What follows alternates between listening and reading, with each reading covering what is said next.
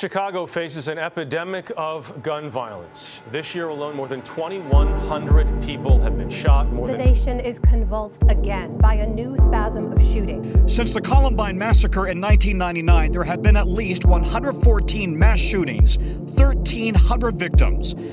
Guns and mental health. Just saying these words together spark immediate controversy. I'm a mother who lost a child to suicide by firearm. It was easy for me to blame the gun. Knowing little about the gun culture, when I heard about Walk the Talk America, a nonprofit bridging the gap between mental health and gun ownership, my head wanted it to be the solution, but my heart was skeptical.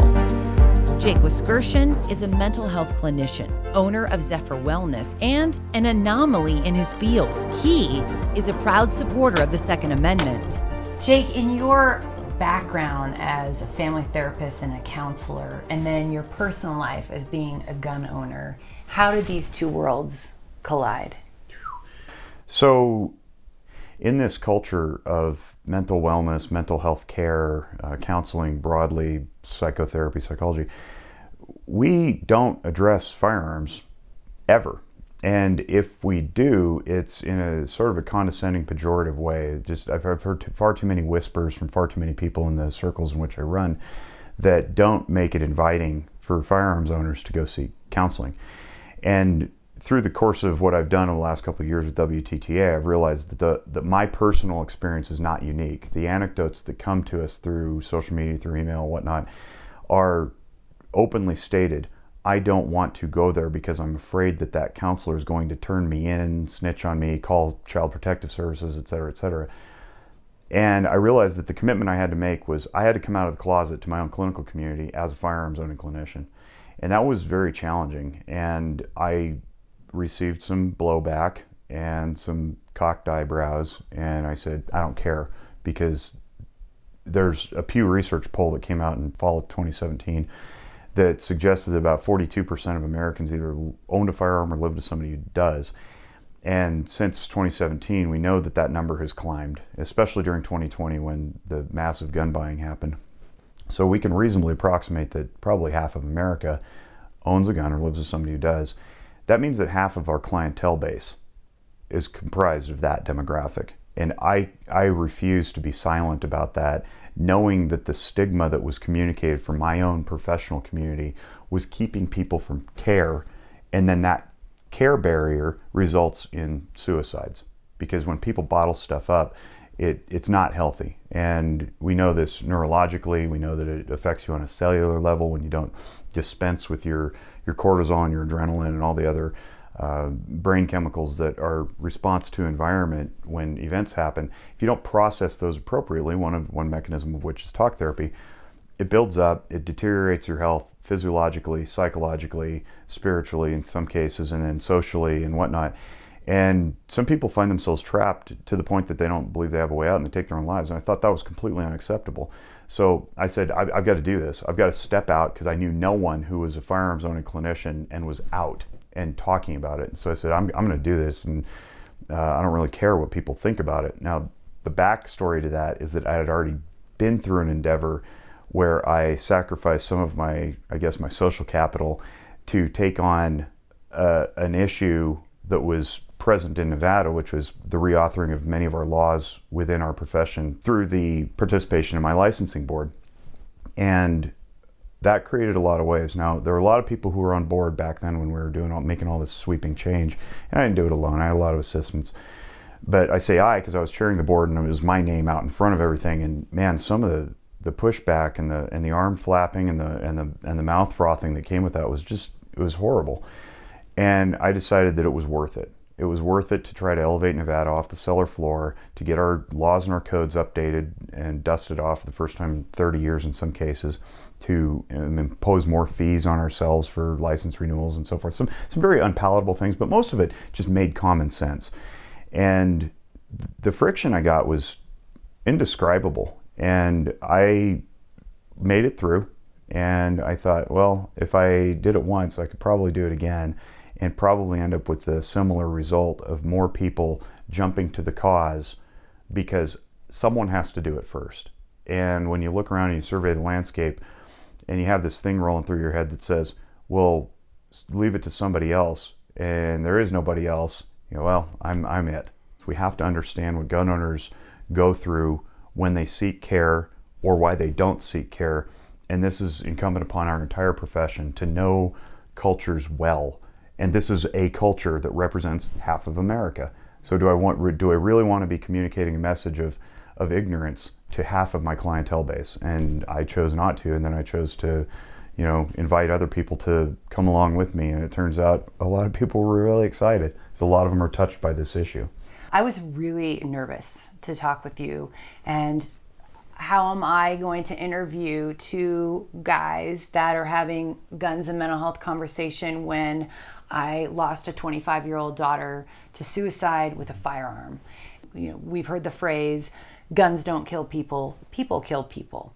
And I've heard that over and over and over. I was never a gun person, but there was something about the way that you and Mike explained that to me, and it made me think a lot about my daughter, because I knew she had firearms in her home. She was a Marine. Her husband was a Marine. And I remember having these conversations with my husband when I would say, I don't like that they shoot. I don't like that they have guns. And he kept saying, she's a trained professional. They both are. And the problem was that I didn't know anything about guns. And for the first time after talking with you and Mike, I was like, I need to get over my fear. I need to learn, because I'm not going to better myself. And I honestly wanted to stop blaming the gun for my daughter's death.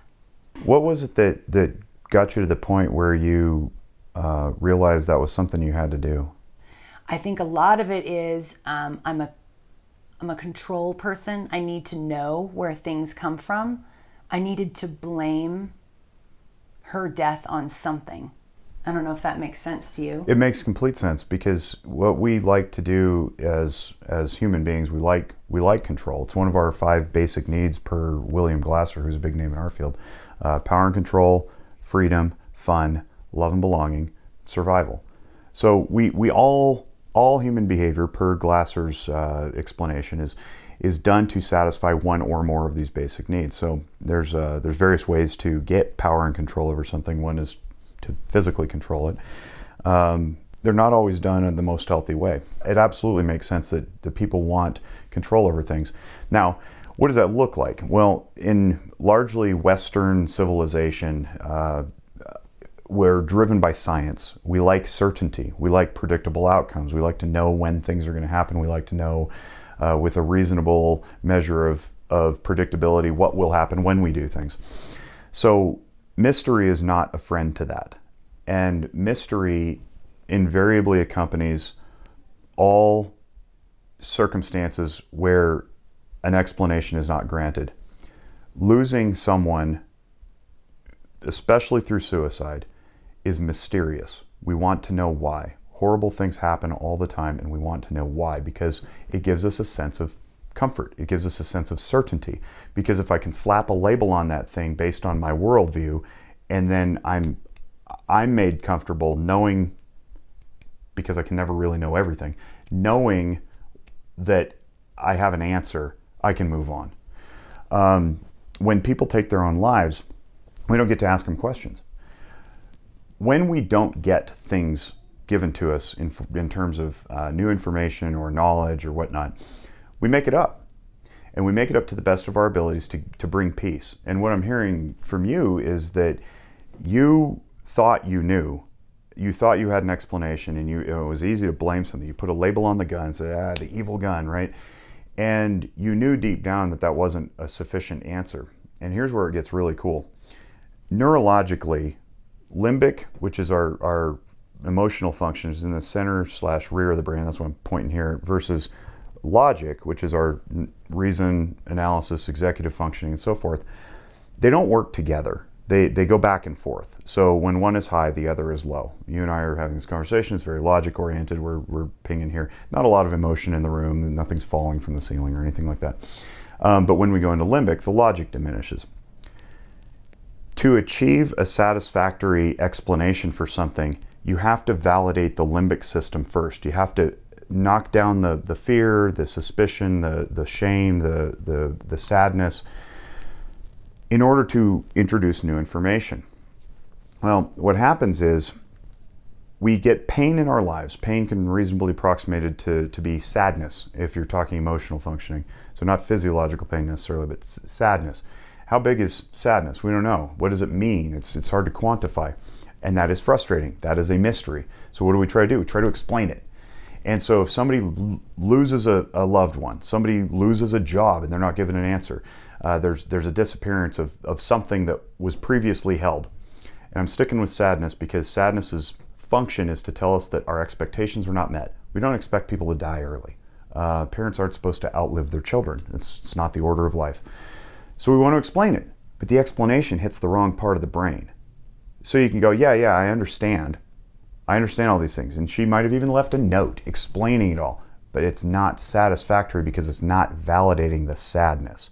And sometimes I do this and I look like a third base coach.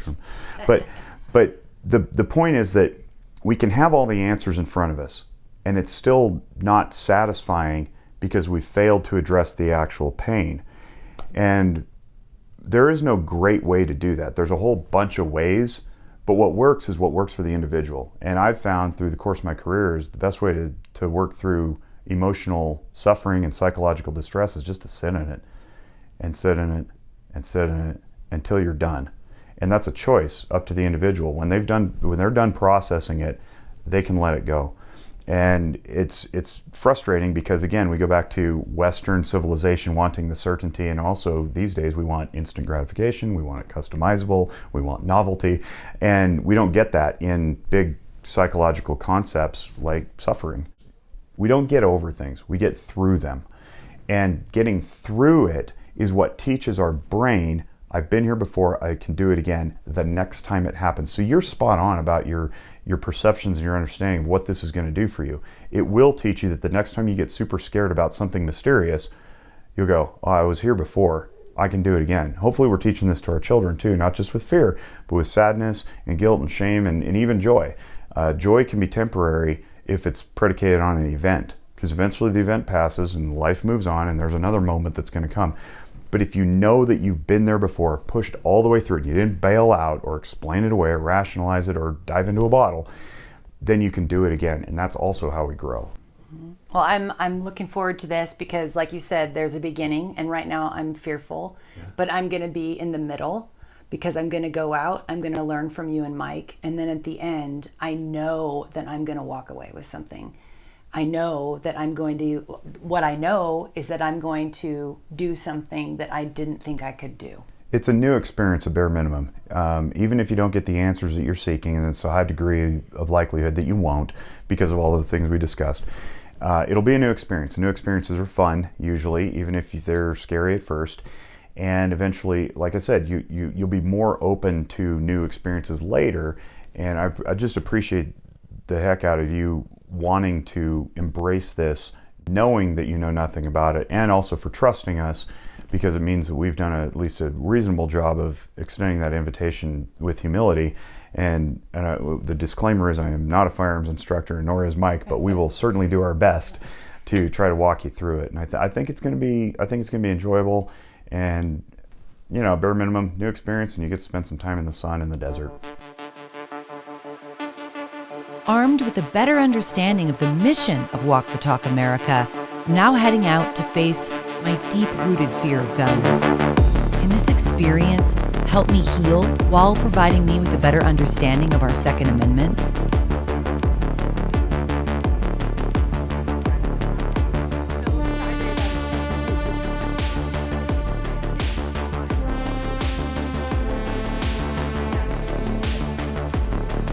We started out with Jake educating me about the various types of guns. Put this wherever you want to put it. So I would put it just in the A box there to start, because it's nice and big. No pressure. Right. So drop it again. Okay. Now practice pushing out and then just pull the trigger. That's perfect. So what you're going to eventually do is with the bigger guns, it's going to recoil, right? Okay. It's going to snap back. that's fine. That's normal. That's Newton's laws of physics, right? Okay. Every action, there's an equal and opposite reaction. Bullet goes that way, the gun goes this way. So that's why grip is important. If you're holding firmly to the gun, when it kicks, you can reasonably return to target. But if you got flimsy wrists, it's going to be bouncing all over the place. Okay. And your aim is going to be off on the successive shots. Okay. Okay. So get your finger out of the trigger. Oh shit! There you Sorry, go. I'm That's so okay. sorry. It's It's going empty. to take time. Yeah, it's It's going to take time. I mean, trust me. And I'm not shaming you, I hope. So No, shame me. It's okay. so try it one. So I'll pretend that this cycled through. Okay. Okay. Now try it again. And on this gun, that's about all it's going to do. It may rock about that much. Okay. Because it's a really light round. Okay. Okay. Ready? Okay. All right. Let's try this. Insert this in the bottom. Finger off the trigger. Yeah. Oh. Hold it with the shooting hand when you do this. Okay. Hold it with the shooting hand. And all you got to do, there's no special sauce to this. It's just look where the bullet's going to go and point it that way into the gun. If you try to do it this way, it's not going to work anyway. But that's a really easy way to remember is if the bullet's pointing that way, that's how the mag goes in. Okay. Take that. Okay. Breathe. As long as you're pointing it that way, Yep. everybody's going to be safe. Fine. Right. Yep. Okay. Okay. Good click. All right. Okay. Now, take your shooting hand down again. Okay. Hold it down here. And what you're going to do is very firmly grab this, pull it back, and release it. Let go. Now you're loaded. Okay. Now I'm going to put it on safe. Okay. Okay. Okay. Now push out and try to pull that trigger. Oh. Doesn't work, right? Nope, Okay. nope. Now flick it off the safe with your thumb. It's right. Where is it at again? Right. Right Jake. there. There. Jake, Huh? because of the way this is, maybe we want to move that over a little bit. She's leaning. Oh, yeah. Sorry. Oh, that's all right. See what I'm Here, saying? just stand on the thing. It's Okay. Yeah, good point. You want to be squared up with your target. Move forward. Move forward. Okay. All right. Now you're on safe. Okay. All right. All you do is flick it down. Okay. Now you're hot. So Okay. whenever you're ready.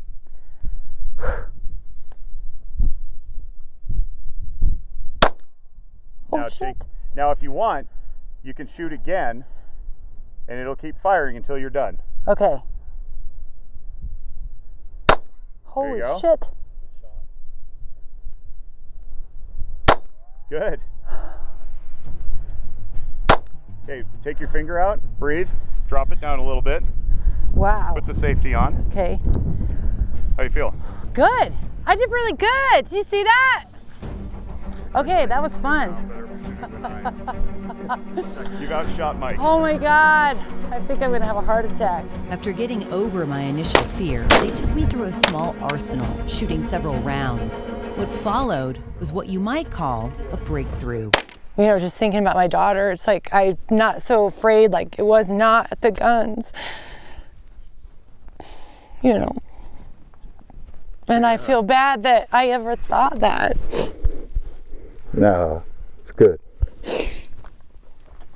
I was just so even more paranoid after she died, you know, because I didn't know anything about guns and I didn't know I was going to get this emotional about it, but I feel like it's not so scary. I was so scared.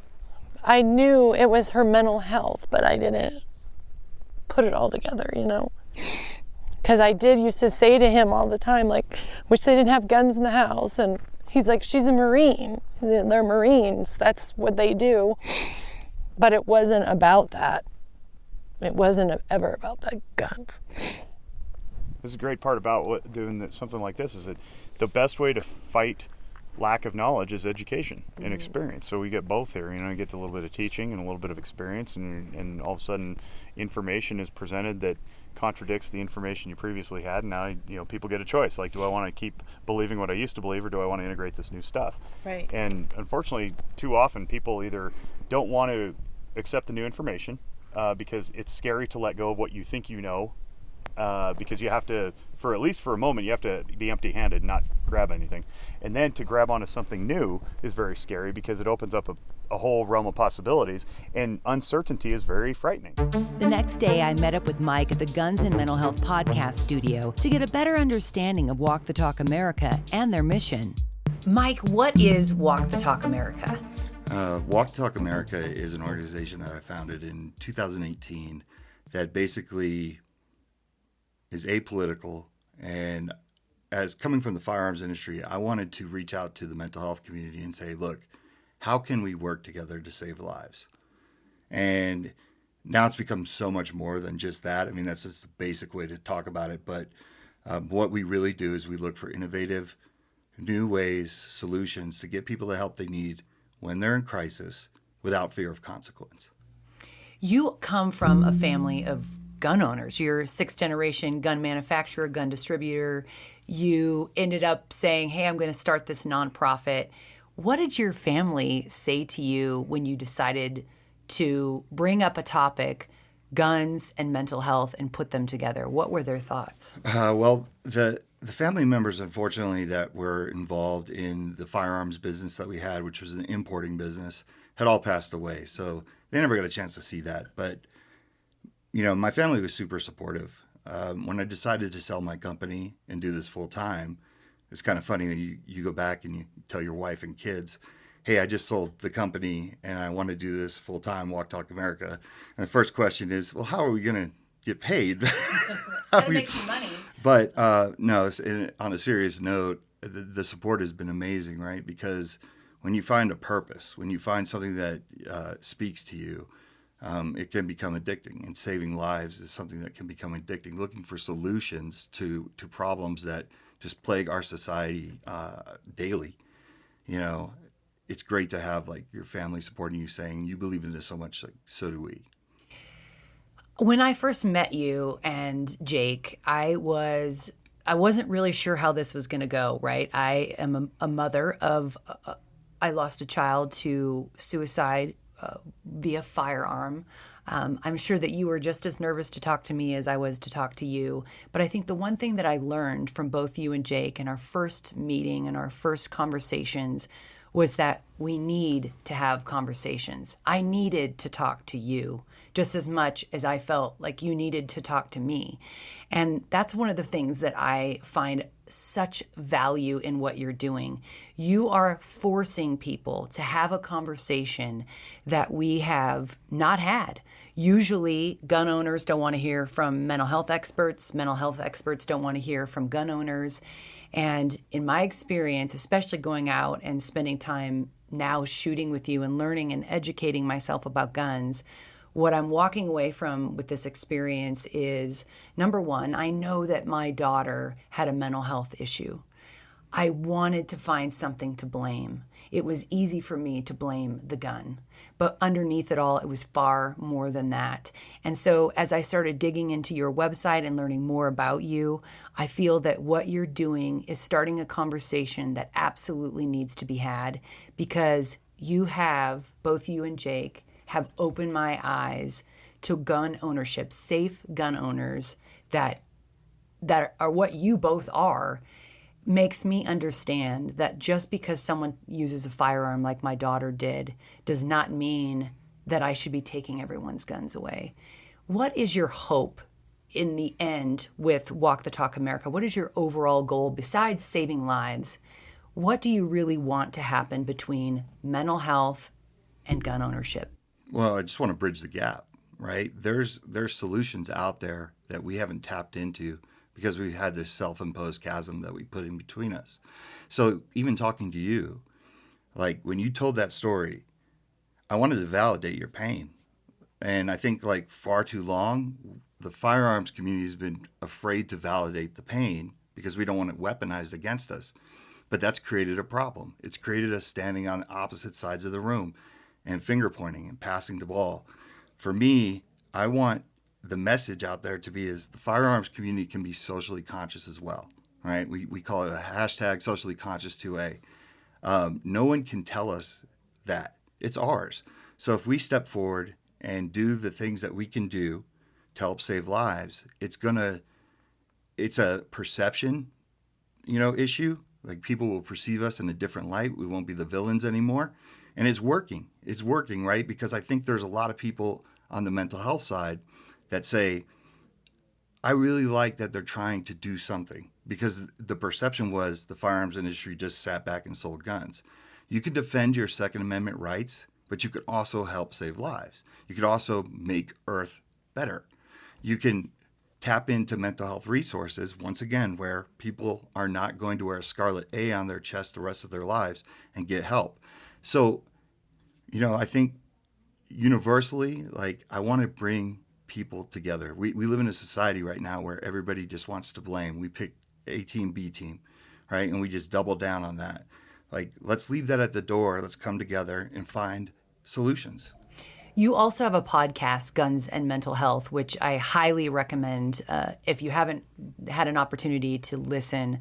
I have listened to several of your podcasts, and I just feel you're doing exactly what you're saying you're doing. You're having tough conversations. You're connecting to communities that have not had conversations. And I think the biggest thing, and I've really prided myself on this in my life, is that I want to hear from every side. I was scared, fearful of guns. You just saw me out shooting with a knee that wouldn't stop shaking and sweaty palms, and I cried because I was thinking about my daughter. But I also now understand that I was searching for something to blame instead of really opening up my eyes and truly understanding the gun culture. And I think that if we can have the gun culture look over at the mental health culture and the mental health culture look over at the gun culture and have a real conversation, that is how we're going to impact change. Yeah, we want to pass good information, right? Because what happens is when we don't talk to each other, people make these assumptions. And the assumptions are things like all mental health clinicians are just there to grab your guns. Don't say you have an issue. Well, then what happens? Creates a stigma for mental health. And then you have firearms owners going, I'm not going to go talk to somebody. I'm not going to go get help. And then it's too late by the time, they hit stage 4. And on the flip side of that, we want to educate the mental health community about our fears and misconceptions about the firearms community. And that's why this never works when it's politics, right?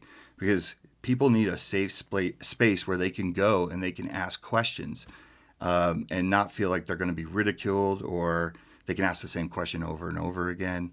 What is the difference between a semi-automatic handgun and a semi-automatic, AR? Why is that an issue? People need to understand that. And you can't have an intelligent conversation and look for solutions unless, you've been invited into the community and we understand each other. It's a two-way street. We can learn from the mental health community, and they can learn from us about firearms, responsible ownership. Well, I appreciate you sharing everything that you shared with me. I have a new appreciation for our amendment right to own a firearm. I have a new appreciation for the ability to communicate from two different worlds. And I think right now, in a pulverized climate that we live in right now, the biggest thing that we can do is really, like you said, stop sitting and just saying, this is it, this is how I think. We need to hear from other people and listen to other people's views and opinions so that we can continue to save lives. And I appreciate everything that you have taught me throughout this experience, and I appreciate that you were so kind and compassionate in understanding where I was coming from, because you absolutely opened up my mind to my own personal fears. And I'll say it again, when you said to me, we hear it a million times, guns don't kill people, people kill people. I never really believed that until I sat down and talked with you and Jake. And I appreciate that I see and truly understand the value of gun ownership. I see the value in communication about this. And I know now that more than ever, that my daughter had a mental health condition, and I want to do the best that we can on both sides. And I just appreciate everything that you're doing to really start this important conversation. No, and I appreciate you giving us the opportunity to at least educate and sit down with you and show you another perspective. And that takes a lot. It takes a lot from someone to say, I'm going to open my mind. I might not change my mind, but I'm going to open my mind to something new. So thank you. Walk the Talk America has partnered with several firearms manufacturers to distribute mental health information to their customers. We met with one of them in Pahrump, Nevada. Arms Corps is working with Walk the Talk America to eliminate the Scarlet A while starting the conversation about mental health with gun owners. This is just a regular box I picked off. Okay. So every time that we even have it, like everybody that opens their gun, they should be opening up their manual for it, and then comes in, and we have the flyer right here. Anytime people, this is our #1 most popular shotgun, our most popular firearm. It's the VR80. It's the #1 semi-automatic shotgun selling for the last over 2 years. So probably over the last 2 years, we've sold close to 200,000 of them, to 300,000 of them. So every time somebody opens up one of their boxes, they can get the mental health flyer, WTTA flyer. It's very casual. It's not anything saying you have mental. Like, it's just basically saying everybody has mental health. It's okay to talk about. Refers to the website, free mental health screenings, and just opens up discussions for people to see. And I think it's a pretty good thing because it's something different that people didn't really expect to see when they open up their firearm for the first time. Yeah. So you can go on any of the YouTube, channels or any of the video channels and see VR80 unboxing, Rock Island Armory unboxing, and you'll be able to see one of these flyers in it. If somebody doesn't buy one of our guns or anything like that, they'll be able to see it. But I think there's other manufacturers such as High Point that actually puts it in every single gun, and some other various ones that Mike all knows about them. So you're shipping out how many guns with that in it? We ship, this year we'll ship over 300,000 guns with this in it. So it's pretty big deal, and we haven't really talked much about it yet, but in third quarter of this year we'll start selling shotgun shell ammunition, and the boxes, every single box won't have this description on it. It's not going to be flashy in your face, but if you actually just read, it's not really a warning, but the regular warnings that you have to have on ammunition boxes will actually have there too. Basically free mental health screenings at WTTA.org/love. I think it's from Mental Health America, but it's free and anonymous, and anybody that sees it, they can go to it and see what they think, and this opens up discussion on everything. We've been shipping out so many guns that we ran out of flyers, and now we actually print them on our printer, because sometimes we just don't get them in time. We print them on our printer and then cut them ourselves just to put them in the gun. Wow. So it's pretty exciting stuff. So that's what we have here. So we even printed it on the printer. This is what the flyer usually looks like on the VR80. These are your backups? Yeah, those are the backups, and then we actually cut them out just to make sure that they're actually in the boxes. I wish we had more fancy, but you're seeing it you're seeing it live right now. We're not the enemy. Firearms manufacturers, ammunition manufacturers, small arms manufacturers, we're not the enemy. We're here we don't want to see anybody, commit suicide. We don't want to see any violence. Most people are just, want to have a Second Amendment and protect themselves, protect their families. Most people do it for sporting, for hunting.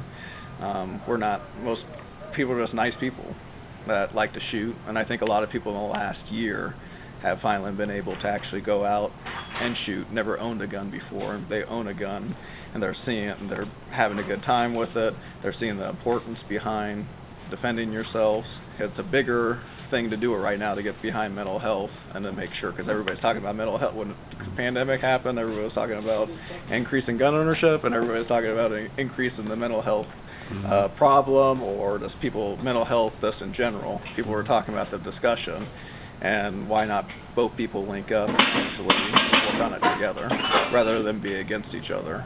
And that's what we're really just trying to do. So, and hopefully this helps out. We don't consider ourselves any kind of hero. We're just trying to, do preventive measures, and hopefully we don't make any mistakes along the way. The first step in fixing a problem is admitting you have a problem. Then you can have a conversation about the problem. Walk the Talk America is starting that conversation. For more information or for free anonymous mental health screenings, visit walkthetalkamerica.org.